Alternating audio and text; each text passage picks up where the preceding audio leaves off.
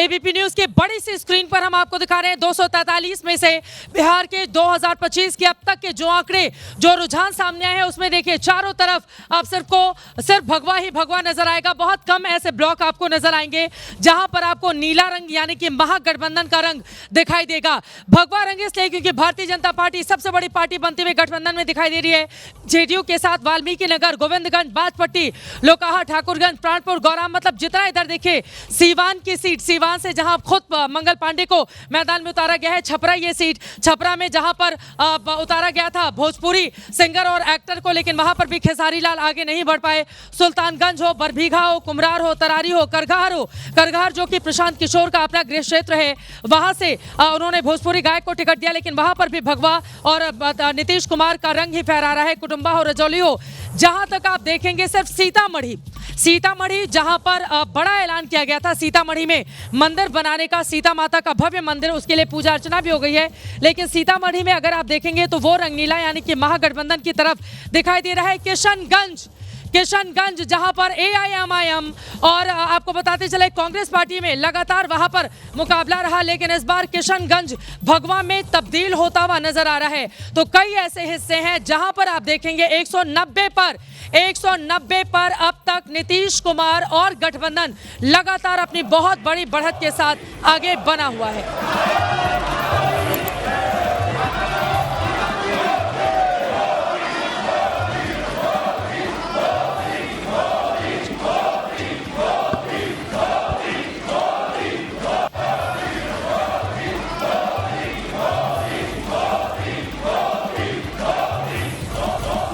मोदी की ये गूंज आप सुन रहे हैं, और मोदी का नाम कमाल कर गया, नीतीश कुमार का नाम कमाल कर गया, उनके काम पर जनता ने मोहर लगा दी है। और इस वक्त हमारे साथ बेगूसराय के सांसद केंद्रीय मंत्री गिरिराज सिंह जी लाइव जुड़ चुके हैं, और गिरिराज सिंह जी की ओर से भी दावे किए गए थे कि 2010 में जैसी परफॉर्मेंस एनडीए ने की थी तकरीबन उसी तरह की परफॉर्मेंस इस बार भी रहेगी। गिरिराज जी को विंडो में दिखाएं अगर वो नजर आ रहे हैं तो। मुझे बताया गया है कि वो पैच हो चुके हैं। गिरिराज जी, मेरी आवाज अगर आप तक पहुंच रही हो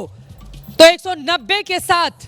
इतनी बड़ी बढ़त। गिरिराज जी के पास मैं जाऊंगी, लेकिन उसके पहले मेघा रागिनी नायक से सवाल पूछेंगी। रागिनी नायक कांग्रेस पार्टी की प्रवक्ता हमारे साथ। अगर रागिनी नायक जी हैं यहाँ हमारे साथ, तो रागिनी जी, वर्स्ट एवर परफॉर्मेंस को कैसे एक्सप्लेन कर रही है आपकी पार्टी? राहुल गांधी नदारद रहे, क्या ये वजह हुई, या राहुल गांधी को मुद्दे नहीं समझ में आई, क्या ये वजह हुई, या राहुल गांधी ने बहुत देर कर दी अपनी स्ट्रैटेजी को फाइनलाइज करने में, क्या ये वजह हुई, या फ्रेंडली फाइट में जो आप चले गए, क्या ये वजह हुई, या सारे वजह हुए? अब बताइए। मुझे इजाजत दें तो मैं ये कहना चाहती हूँ कि अगर ये रुझान आंकड़ों में बदल जाते हैं तो पहले मैं मुखातिब होना चाहती हूँ बिहार के कांग्रेस और देश भर के कांग्रेस के हमारे संघर्ष के साथियों से, और मैं कहना चाहती हूँ कि करके विधिवाद न खेद करो, निज लक्ष्य निरंतर भेद करो, बनता बस उद्यम ही विधि है, जिससे मिलती सुख की निधि है, नर हो ना निराश करो मन को। तो पहली बात तो मैं ये कह दूं कि कांग्रेसी चुनाव हार जाएं पर हिम्मत नहीं हारते। मैं थोड़ी देर पहले मनोज तिवारी जी से बातचीत सुन रही थी, चित्रा त्रिपाठी जी की, और उन्होंने कहा कि भाई हमें विश्वास जीतना आता है, विश्वास जीतना आता है, इसी के साथ साथ किस तरह से साम दाम दंड भेद का प्रयोग करके चुनाव जीता जाता है, किस तरह से 10,000 सरकार बना के 3,000 करोड़ रुपया 1.25 करोड़ महिलाओं में चुनाव के दौरान भी बांट कर चुनाव जीता जाता है, किस तरह से शिक्षा, स्वास्थ्य, बेरोजगारी, पलायन के मुद्दों को गौड़ करके कट्टा और करंट जैसे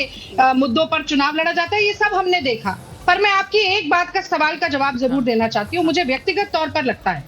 कि फ्रेंडली फाइट का नुकसान उस गठबंधन को होता है जो फ्रेंडली फाइट जिसकी हो रही है। अगर एक ही घटक दल के 2 प्रत्याशी आपस में लड़ेंगे तो उनका वोट बटेगा, इस पर हमें ध्यान देना चाहिए था, वो नुकसान है।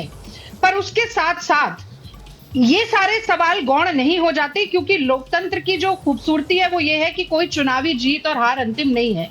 गलतियों को सुधारने का भी मौका मिलता है। पर अगर भारतीय जनता पार्टी के सांसद और तमाम प्रकोष्ठ के पदाधिकारी साल भर के भीतर 2 जगह से वोट डालते हुए पकड़े जाते हैं, अगर फ्री की ट्रेन चलती है और हमें ये लगता है कि न जाने कितने लोग इस तरीके के आए होंगे, एक एक घर में 100-100, 200-200, 500 वोटर मिलते हैं, एक एक महिला और पुरुष के नाम रागिनी नायक जी, रागिनी नायक जी देखिए, जब बार बार हार जाते हैं, रखे जाना चाहिए। रागिनी नायक जी एक सवाल पूछने दीजिए, जब बार बार हार जाते हैं तो सोचना पड़ेगा ना कि कहाँ गलती हो गई। आपने क्या आपके पार्टी ने इस बात पे गौर किया है कि 2019 में जब आप ये नारा लेकर आए चौकीदार चोर है, इस बार आप नारा लेकर आए कि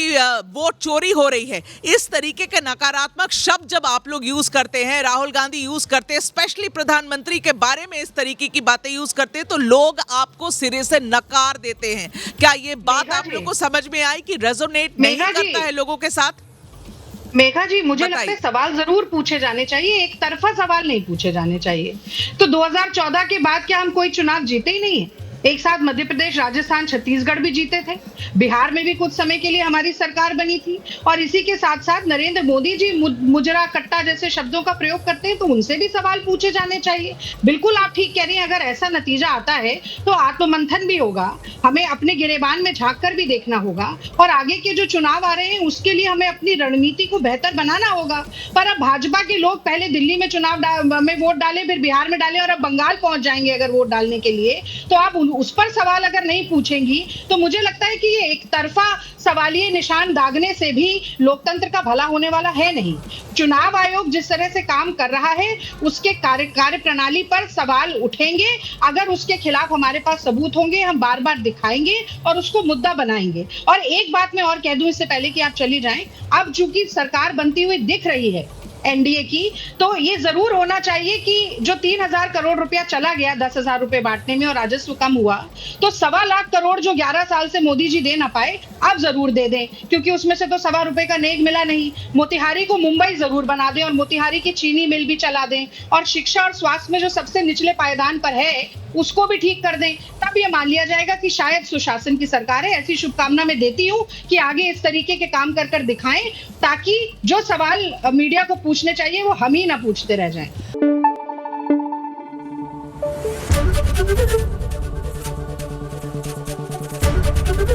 एबीपी न्यूज आपको रखे आगे।